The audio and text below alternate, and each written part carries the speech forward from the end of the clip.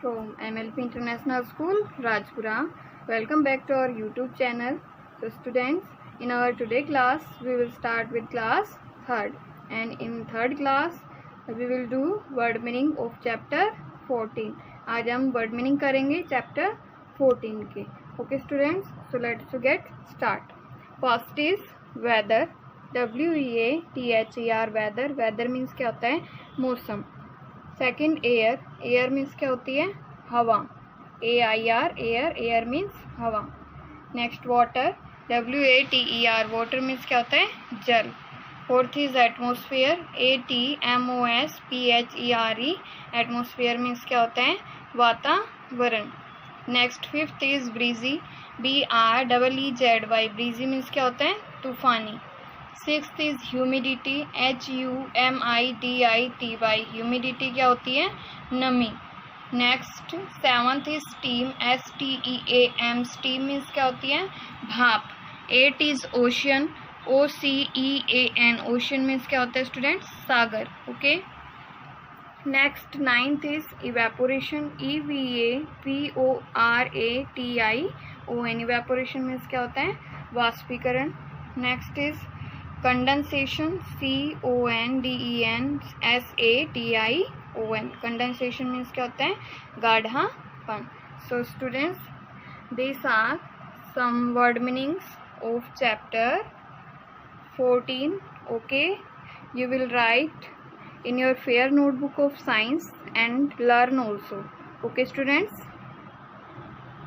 we will start our reading on page number 105. Okay, weather forecasting is a prediction of what the weather will be like in an hour, tomorrow or next week.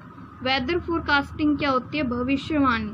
जो मौसम की भविष्यवाणी के बारे में हमें पहले ही बता दिया जाता है कि जो वेदर है वो अगले घंटे में कैसा होगा, अगले दिन कैसा होगा, और आने वाला जो नेक्स्ट वीक है उसमें हमारा जो वेदर है वो कैसा होगा. तो वो किससे पता चलता है हमें? वेदर फोरकास्टिंग से. Today weather forecasting involves a combination of computer models.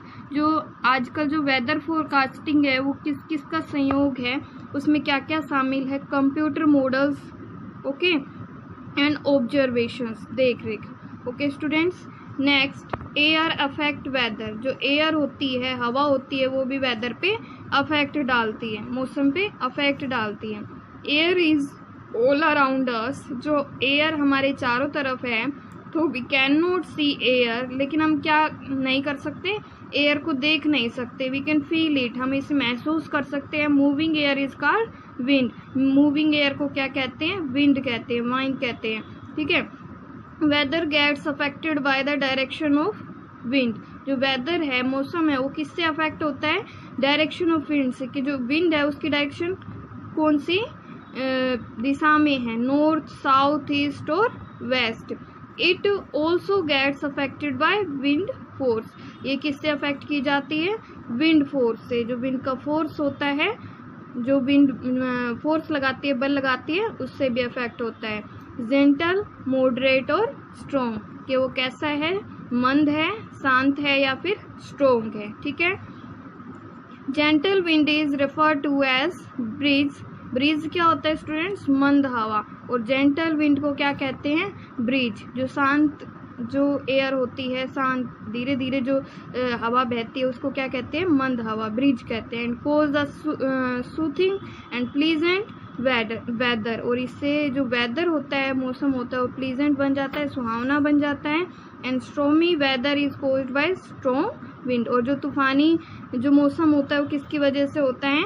Strong wind. जब बहुत तेज हवा चलती है तो उसकी वजह से. Okay students. Next is climate and season. Climate और सीजन क्या होते हैं?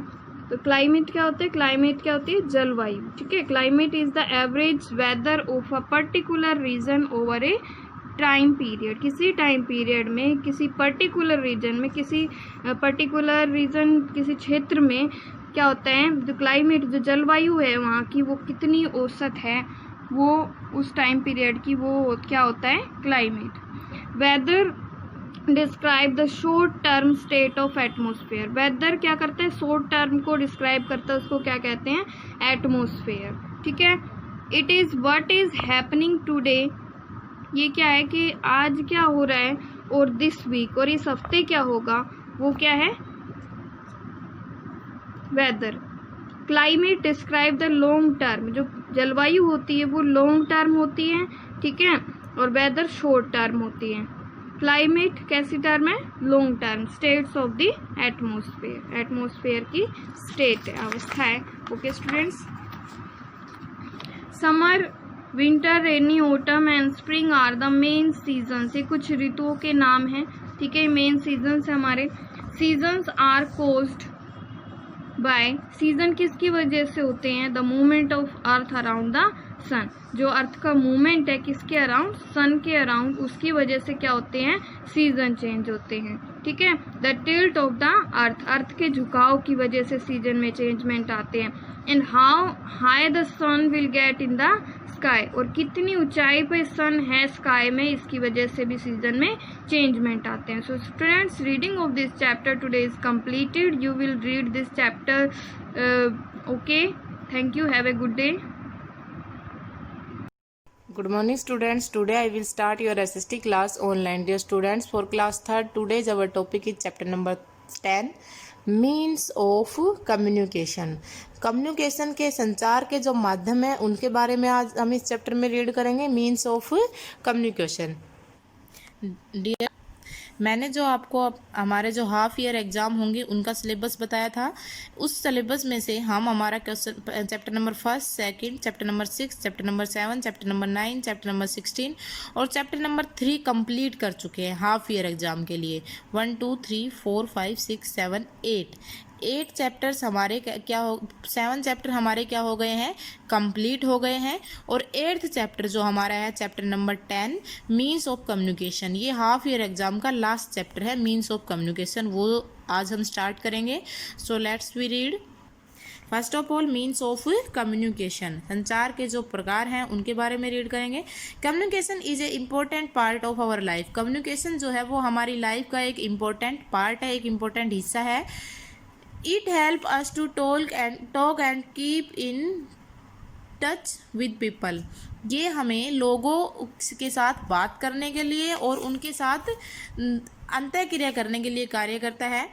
How do you talk to your cousins living in another city, आपके जो कजन्स हैं, आपके जो मतलब चचेरे भाई बहन हैं, वो दूसरे शहर में रहते हैं, तो आप उनसे किस प्रकार बातें करते हो, ये हमारा इस क्वेश्चन का आंसर हमें इस चैप्टर में मिलेगा।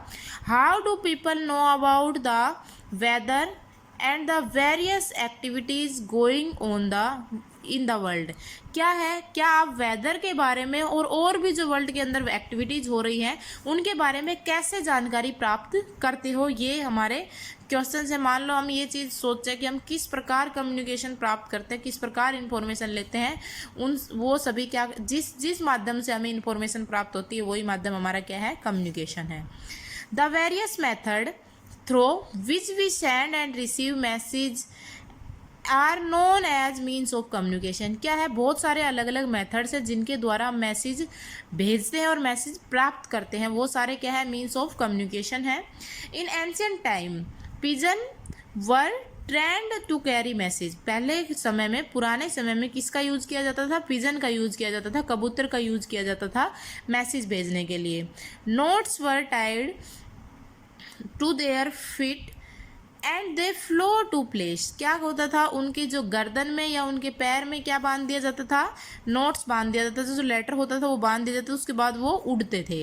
Letter were carried by messengers over long distance on foot और ऑन हॉर्स बैक, क्या होता था, जो लंबी दूरी के लिए जब लेटर्स भेजे जाते थे तो वो किसके द्वारा भेजे, तो पैदल जाया जाता था या हॉर्स की पीठ पर बैठकर जाया जाता था, घुड़सवारी करके। All these methods were very slow and not reliable, ये जो सारे मैथड्स थे ये बहुत धीरे पहुंचने वाले मैथड थे, जो मैसेज पहुंचाया जाता था वो बहुत धीरे पहुंचता था, क्योंकि स्लो थे, या तो पैदल चल के जाया जाता था या फिर हॉर्सेज के द्वारा जाया जाता था या कबूतर लेके जाते थे। Nowadays there are various quick means of communication for sending and receiving message. आज के समय में क्या हो गया है, मैसेज प्राप्त करने के लिए और मैसेज भेजने के लिए बहुत तेज़ी से जो माध्यम है मैसेज भेजने के या प्राप्त करने के वो स्टार्ट हो चुके हैं. Do you know today India has the largest postal services in the world. India के अंदर सबसे अधिक मात्रा में जो पोस्ट है वो सर्विस किए जाते हैं वर्ल्ड में सबसे अधिक मात्रा में. Different means of communication. Communication के अलग अलग मीन्स क्या है. पोस्टल सिस्टम क्या होता है. It is the cheapest and the most popular method of communication. ये सबसे सस्ता कम्युनिकेशन का माध्यम है और सबसे पॉपुलर भी है कम्युनिकेशन का. Inland letters, post cards and stamped envelope are use to communicate. इसके लिए जो पोस्टल सिस्टम है इसके लिए इनलैंड जो लेटर्स होते हैं, पोस्ट कार्ड्स हैं, स्टैम्प एनवेलप्स हैं, उनका यूज किया जाता है विद अदर्स, दूसरे लोगों के साथ. An aerogram is carried by an aeroplane normally to foreign countries. जो फॉरेन कंट्रीज है उनसे जो लेटर्स आते हैं एरोग्राम्स वो किसके द्वारा लाए जाते हैं, एरोप्लेन्स के द्वारा. Money is deliver through post by a money order. Money जो है पैसा है वो जिस पोस्ट के पास द्वारा डिलीवर किया जाता है उसे हम क्या कहते हैं, मनी ऑर्डर कहते हैं. The speed post and the courier services deliver our letters very fast. जो स्पीड पोस्ट है वो हमारे जो लेटर्स हैं उनको बहुत जल्दी बहुत तेज़ी से डिलीवर करता है और बहुत तेज़ी से हमें प्रदान करवाता है. टेलीफोन. नेक्स्ट कम्युनिकेशन क्या है, telephone. Telephone is the fastest means of communication. Telephone जो है वो कम्युनिकेशन का सबसे तेज़ मीन्स है. Today mobile phone have become very popular. आज के समय में मोबाइल फ़ोन जो है वो बहुत अधिक पॉपुलर है कम्युनिकेशन के लिए.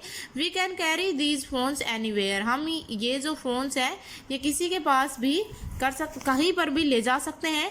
We can ring up anyone from anywhere. हम किसी के पास भी किसी भी जगह से फ़ोन कर सकते हैं.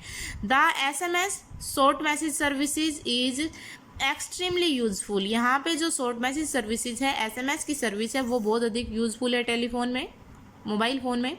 Telephone system connects almost every part of our country. जो टेलीफोन सिस्टम है इसने हमारी कंट्री के ऑलमोस्ट पूरे पार्ट को कनेक्ट कर रखा है.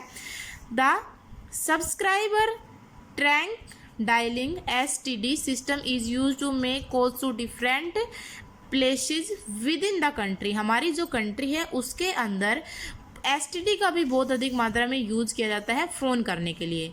International subscriber dialing ISD system is use to speak to someone living in other countries. Another country क्या होता है, जब हमारी कंट्री के अंदर अगर किसी के पास कॉल की जाती है तो उसका यूज़ कौन सी के लिए किया जाता है, STD के लिए. और जब इंटरनेशनल लेवल पर यानी कि दूसरी कंट्रीज़ के लिए में कॉल करने के लिए यूज़ किया जाता है वो क्या होता है, ISD होता है, इंटरनेशनल सब्सक्राइबर डायलिंग. फैक्स क्या होता है. Fax machine can be use to send writing message, picture and other messages immediately. Fax जो है उसका यूज़ राइटिंग मैसेज, पिक्चर्स और भी जो मैसेजेस हैं उनको अधिक जल्दी से प्राप्त करने के लिए फैक्स का यूज़ किया जाता है immediately. A fax machine is attach to the telephone. Fax machine जो है वो टेलीफोन से भी अटैच होती है. डू यू नो, क्या आप ये जानते हैं, telephone was invented by Alexander Graham Bell. जो टेलीफोन है उसका इन्वेंशन जो है वो किसने किया था, अलेक्जेंडर ग्राहम बेल ने. इंटरनेट क्या है. Internet is the modern means of communication. Internet जो है वो कम्युनिकेशन का सबसे मॉडर्न मीन है, सबसे आधुनिक मीन्स है. We can talk or communicate with peoples anywhere in the world very quickly using the internet. हम वर्ल्ड के अंदर चाहे लोग कहीं पर भी रह रहे हैं उनके साथ कम्युनिकेशन प्राप्त कर सकते हैं, उनके साथ बातचीत कर सकते हैं बहुत तेज़ी से, बहुत जल्दी. किसके माध्यम से, इंटरनेट के माध्यम से. An email can be send through the internet. Emails जो है वो भी इंटरनेट के द्वारा ही सेंड किए जाते हैं. The internet provide us a lot of information on various subject at the click of A button. जो इंटरनेट है वो हमें अलग अलग सभी सब्जेक्ट की इंफॉर्मेशन प्रदान करता है कि इसके द्वारा एक क्लिक बटन के द्वारा एक क्लिक करने पे. We can use internet either on computer और मोबाइल फ़ोन. इंटरनेट का यूज़ हम कंप्यूटर और मोबाइल फ़ोन दोनों में कर सकते हैं. Letters, telephones and emails are called personal means of communication, letters जो है हमारे जो टेलीफोन्स है और ईमेल्स हैं उनको हम पर्सनल मीन्स ऑफ कम्युनिकेशन कहते हैं। They are use communicate between two peoples or a small group of peoples. ये जो कम्युनिकेशन के प्रकार हैं ये किसके लिए किए जाते हैं? दो लोगों के साथ कम्युनिकेशन प्राप्त करने के लिए या छोटे ग्रुप के साथ कम्युनिकेशन प्राप्त करने के लिए इनका यूज किया जाता है। So thank you students, I hope you understand. Dear students, in our next class we will read mass communication. Thank you. You also read this chapter 2 times. Thank you. Morning students, now we start our maths online classes for class 3rd. My dear student, in previous class we complete our exercise 7.1. Today we will do exercise 7.2. Student, first of all we understand fractions as a group of collection. After that we start our exercise. Fractions as a part of a collection, fractions एक collection के part के रूप में। Fraction can also be use to the name of the part of a group or a collection. Students, fraction को एक collection या group के part के नेम के रूप में भी यूज कर सकते हैं।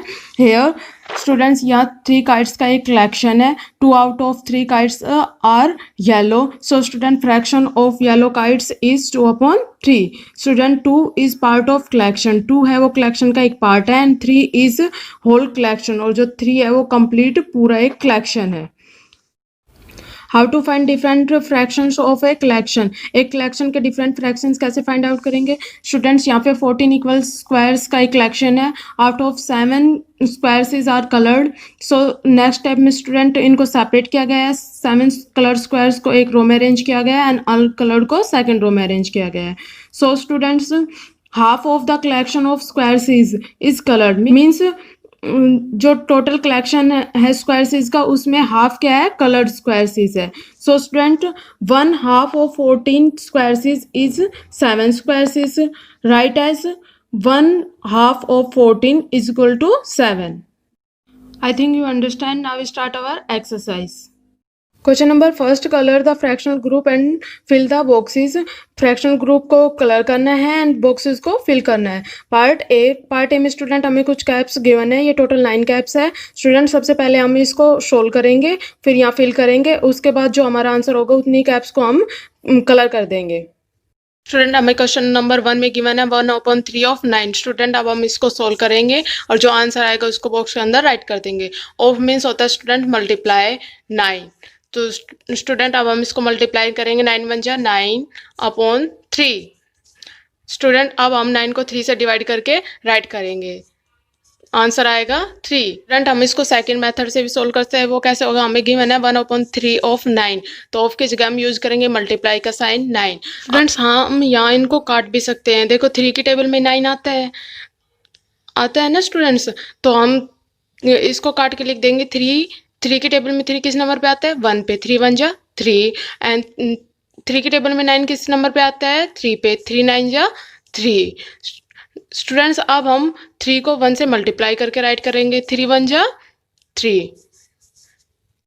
देखो बेटा, दोनों मेथड से आंसर सेम है और दोनों ही मेथड सही है, आपको जो इजी लगे उससे आप अपने क्वेश्चंस को सोल्व करें।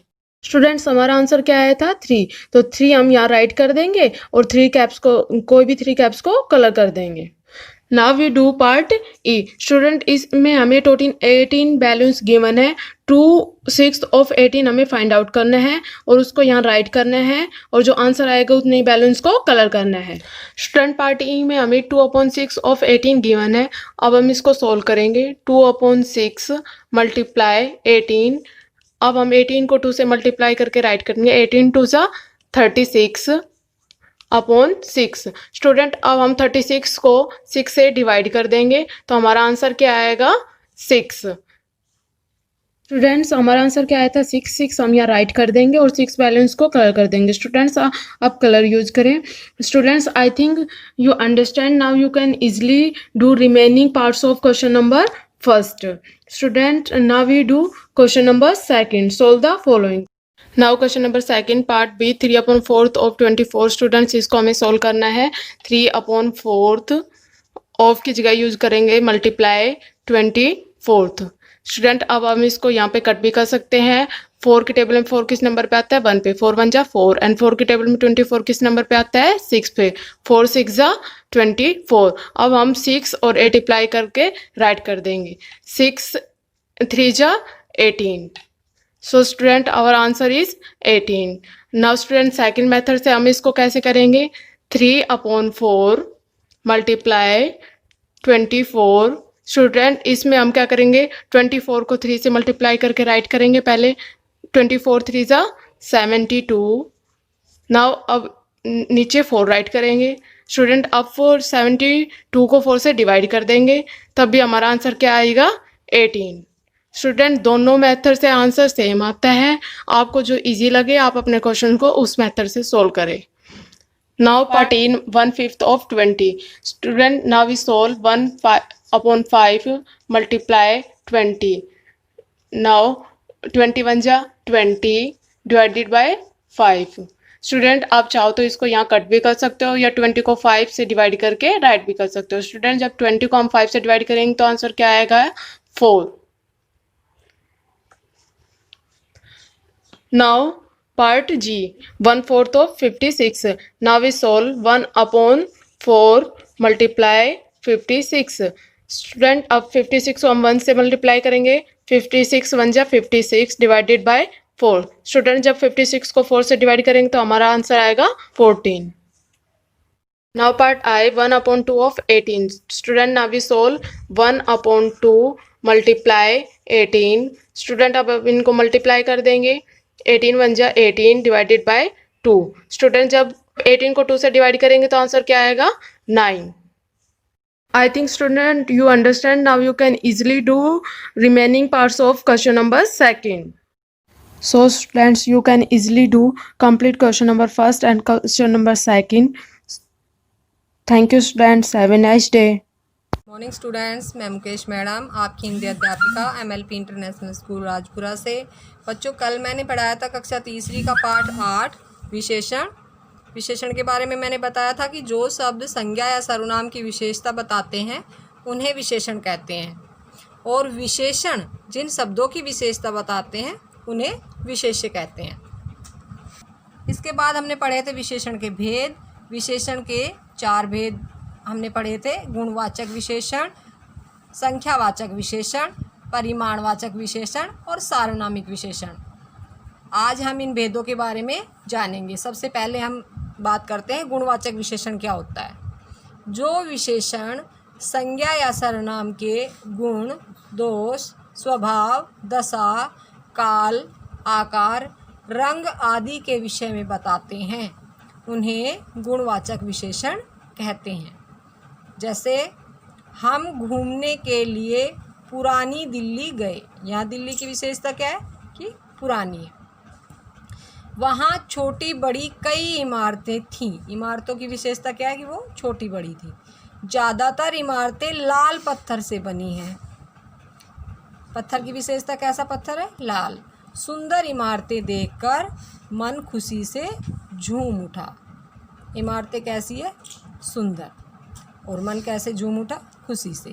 तो यहाँ पुरानी काल के बारे में यानी समय के बारे में बता रहा है, छोटी बड़ी आकार के बारे में, लाल रंग के बारे में, सुंदर गुण के बारे में बता रहा है, खुशी एक अवस्था के बारे में बता रहा है. तो आदि ये जो शब्द है ये दिल्ली, इमारतों, आकार, पत्थर के रंग, इमारतों की बनावट और मन की अवस्था के बारे में बता रहे हैं, इसलिए ये गुणवाचक विशेषण है. तो क्या बताया मैंने कि क्या होता है गुणवाचक विशेषण.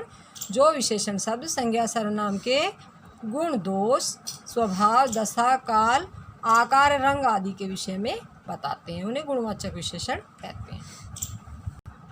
इसके बाद विशेषण का अगला भेद है संख्यावाचक विशेषण. जो विशेषण संज्ञा या सर्वनाम की निश्चित या अनिश्चित संख्या बताते हैं उन्हें संख्यावाचक विशेषण कहते हैं. जैसे हमारे विद्यालय में बहुत से छात्र पढ़ते हैं. मैं कक्षा 4 में पढ़ती हूँ. परीक्षा में मानसी पहले, मैं दूसरे और तराना तीसरे स्थान पर रही. यहाँ बहुत से अनिश्चित तथा 4 निश्चित तथा पहले, दूसरे, तीसरे शब्द निश्चित क्रम संख्या का बोध करा रहे हैं, इसलिए ये संख्यावाचक विशेषण है. बच्चों संख्यावाचक विशेषण के अंतर्गत वो ही विशेषण शब्द आते हैं जिनको हम गिन सकते हैं.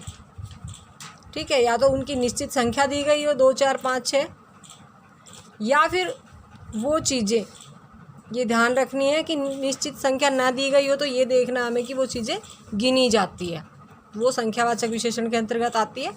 इसके बाद आता है परिमाणवाचक विशेषण। जो शब्द संज्ञा या सर्वनाम की निश्चित या अनिश्चित मापतोल संबंधी विशेषता बताते हैं, उन्हें परिमाणवाचक विशेषण कहते हैं। संख्यावाचक में क्या बताया था मैंने, वो चीज़ें जो गिनी जाती है, और परिमाणवाचक में वो चीज़ें आती है जो नापी या तोली जाती है, या तो हम उसे मापते हैं या तोलते हैं। जैसे हमें दिन में कम से कम 4 लीटर पानी पीना चाहिए, यहाँ पानी को लीटर में मापा जाता है।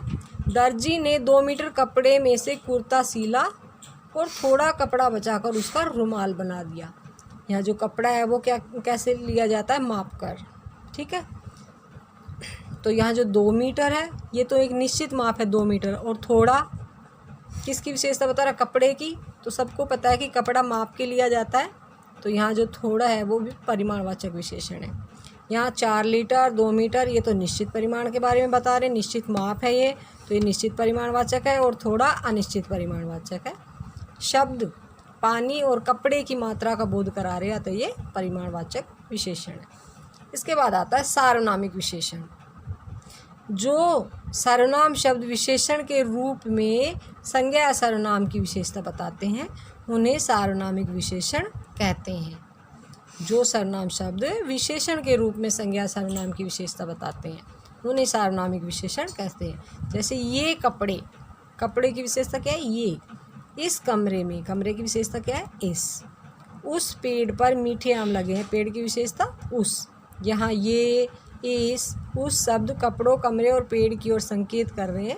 ये सार्वनामिक शब्द विशेषण के रूप में संज्ञा, कपड़े और पेड़ की विशेषता बता रहे हैं, तो ये सार्वनामिक विशेषण है। बच्चों ये पाठ मैंने आपको पढ़ा दिया है, अभी मैं आपको इसके अभ्यास करा रही हूँ। हमारे अभ्यास का पहला प्रश्न है, निम्नलिखित वाक्यों में विशेषण शब्दों को रेखांकित कीजिए।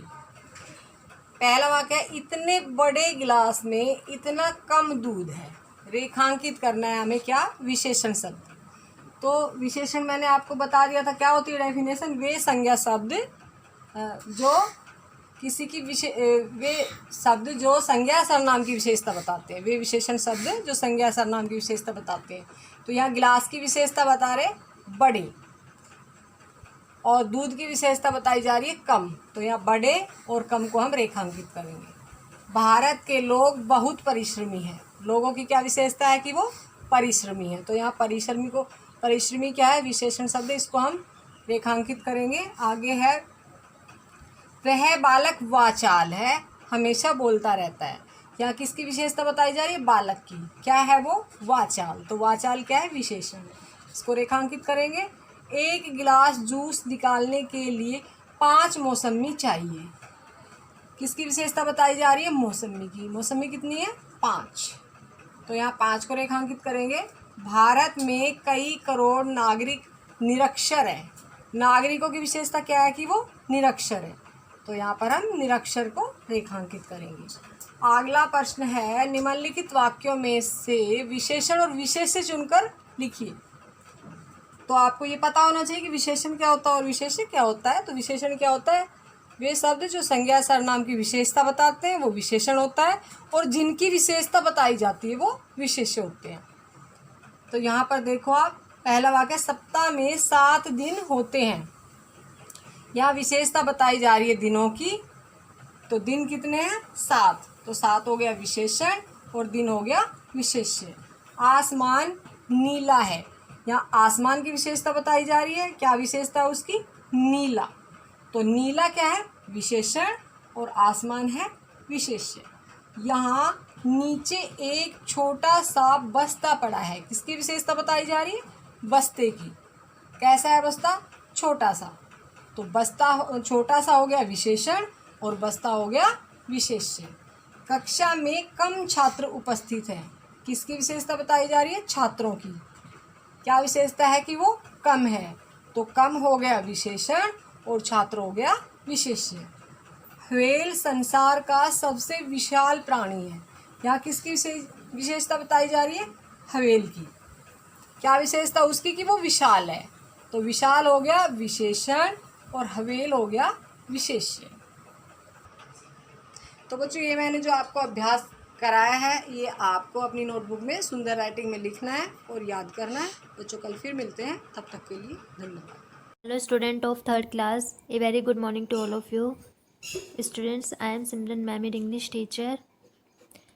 In previous class, we have done our reading part of 7 poem and its word meanings exercise part A, part B, part C.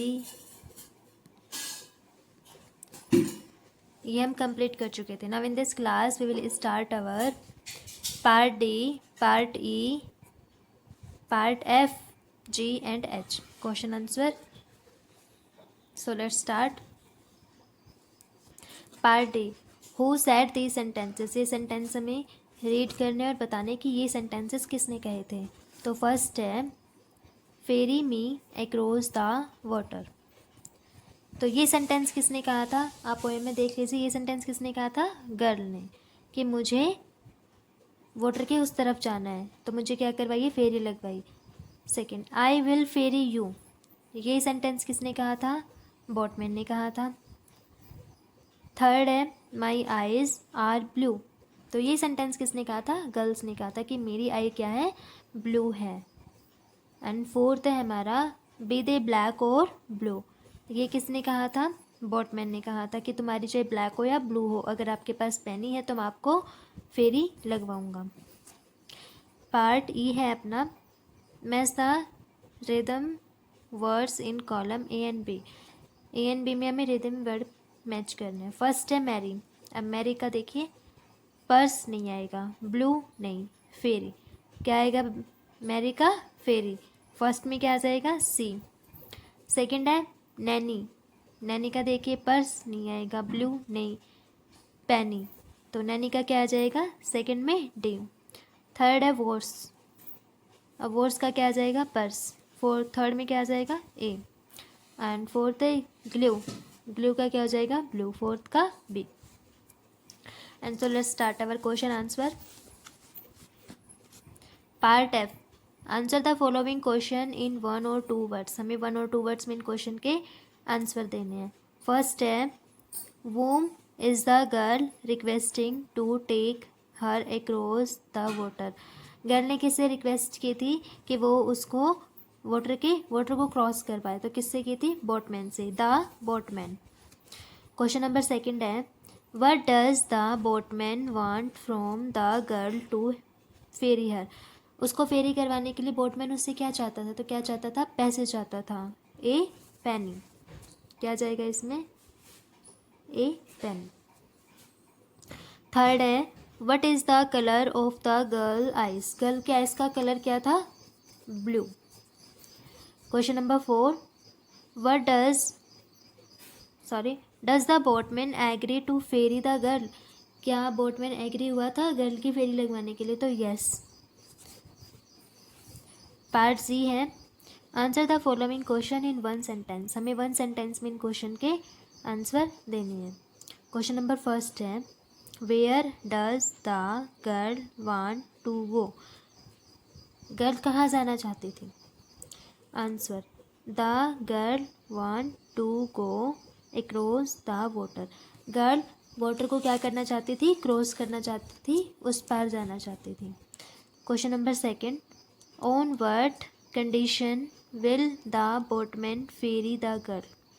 किस कंडीशन पे बोटमैन एग्री हुआ था कि वो गर्ल को फेरी करवाए, answer the boatman said that the girl if you have a penny in your purse I will ferry you.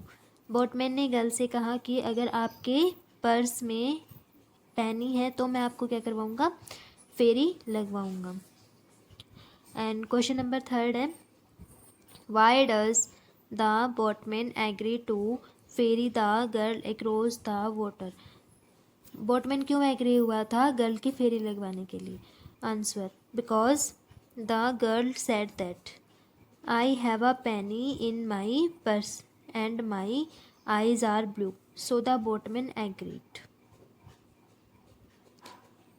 Girl ने कहा कि मेरे पर्स में एक पेनी है और मेरी आइज़ क्या है, ब्लू. लेकिन बोटमैन को ब्लू आइज से कोई लेना देना नहीं था. उसे क्या चाहिए थी, ओनली पेनी चाहिए थी. तो उसने इस बात से क्या हो गया, वो एग्री हो गया उसको फेरी लगवाने के लिए. पार्ट एच है हमारा long question. Answer the following question. Question number first, what does the girl request the ferryman to do. क्या रिक्वेस्ट की थी गर्ल ने. And the girl said that the boatman ferry me across the water. But the boatman said that if you have a penny in your purse, I will ferry you.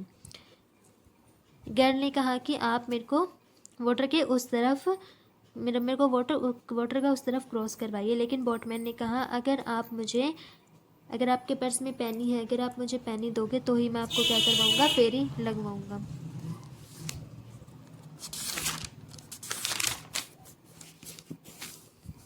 Question number second है, explain the poem in brief. Poem को briefly explain करना है. Answer, the girl requested to the boatman that across the water but boatman wants a penny. The girl ने request की boatman से कि वो water को क्रॉस करवाए, बट बोटमैन क्या चाहता था, पेनी चाहता था. The girl have a penny in purse. At last she across the water. Girl के पास एक पेनी थी, किसमें, पर्स में. सो लास्ट में क्या हुआ कि उसने वाटर को क्रॉस कर लिया. वो भी बोटमैन भी क्या हो गया, इस चीज़ से एग्री हो गया. And so students, I hope you will understand this exercise of 7 poem and it's question answer. And this exercise and its question answer write in your notebook and learn also. Thank you and have a nice day.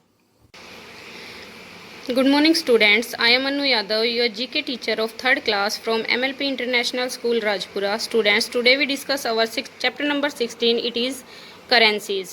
We have given in this chapter different currencies and their countries. So match it with country with their currency. So let's start our chapter number 16, the currencies. So students, our 16th chapter is the currencies. Let's start. Given below are the name of the various countries and currencies. Students, आप देख सकते हैं एक side में हमारे पास country के name given है और दूसरी साइड करेंसी के नेम गिवन है. Match them with each other. Students, हमें ये बताना है कि कौन सी कंट्री के क्या करेंसीज है. आपको मैच करना है. जैसे हमारे पास फर्स्ट नंबर पे क्या है, let's see. Our first country is India. Students, आपको बताना है कि जो इंडिया का जो करेंसी है वो क्या है. It is rupees. Yes, rupees is the currency of India. So right number 1 after rupees. Rupees से आपको मैच करना है. नंबर 1 को डी से मैच करना है. So right number 1 behind rupees. Second is Russia. Russia जो हमारी कंट्री है उसकी जो करेंसीज है वो क्या है, वो है rouble. Ruble is the currency of Russia. So match number second with A. Right number second after ruble. जो रूबल हमारा है उसके पीछे 2 नंबर लिखेंगे, 2 नंबर राइट करेंगे. नंबर 3 हम देख सकते हैं बांग्लादेश. जो हमारी थर्ड जो हमारी कंट्री है उसकी करेंसी क्या है. स्टूडेंट्स, आप देख सकते हैं टका. यस, द टका is the currency of Bangladesh. जो टका है वो हमारी कौन से देश की करेंसी है, it is Bangladesh. So right number 3. हम नंबर 3 को किससे मैच करेंगे, ई से. ई नंबर से 3 को मैच करना है. So right number 3 after taka. Fourth one is USA. Students, USA जो हमारी कंट्री है उसकी कैपिटल क्या है, dollar. DOLLAR dollar. So right number 4 behind dollar. जो हमारा डॉलर है उसके पीछे नंबर 4 लिखना है. यूएसए की करेंसी क्या है, dollar. Dollar is the currency of USA. Fifth is France. France की जो हमारी करेंसी है, जो फ्रांस कंट्री है उसकी क्या करेंसी है, franc. FRANK franc. So right number 5 number को बी से मैच करेंगे, franc. Sixth is Egypt. What is the currency of Egypt? It is pound. Pound जो हमारा है वो कौन से देश की करेंसी है, कौन सी कंट्री की करेंसी है? इजिप्ट की। इजिप्ट की करेंसी क्या है? पाउंड। So right number 6। हम नंबर 6 को किससे मैच करेंगे? सी नंबर से मैच करेंगे। Students, let's revise our chapter. Students, you know, first ये हमारे लेफ्ट हैंड साइड में कंट्रीज गिवन है और राइट हैंड साइड में उनकी करेंसीज गिवन है। हमें क्या करना है? मैच करना है। Number 1, India. What is the currency of India? It is rupees. Rupees is the currency of India. जो हमारे देश में जो पैसा चलता है, जो हमारे देश की करेंसी है, इंडिया की करेंसी है, वो क्या है? Rupees. So right number 1। Second is Russia. Russia की करेंसी क्या है? Rouble. So right number 2, rouble is the currency of Russia. Third is Bangladesh. Bangladesh जो हमारा है उसकी करेंसी क्या है? टका। टका is the currency of Bangladesh. So right number 3। Fourth number पे है यूएसए। यूएसए की करेंसी क्या है? डॉलर। DOLLAR, dollar. नंबर 4 लिखेंगे डॉलर के पीछे। Fifth is France. What is the currency of France? France, it is Frank. So right number 5 number लिखेंगे Frank के पीछे।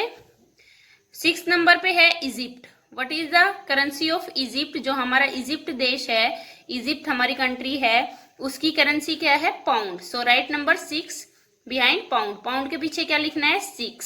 Students, today we discuss countries and currencies. Let's start our board work. अब हम अपना board work करेंगे। So C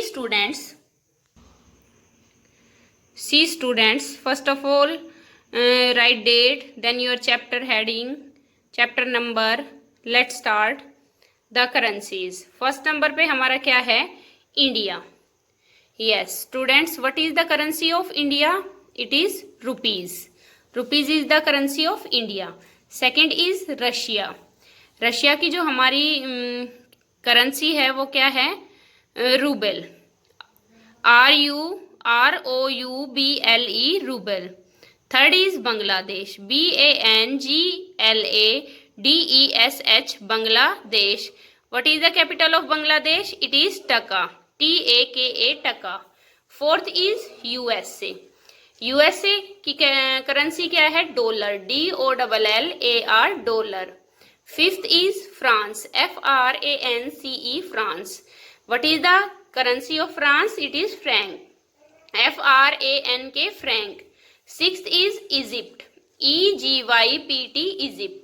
And the currency of Egypt is pound. POUND, pound. So students, let's repeat our currencies.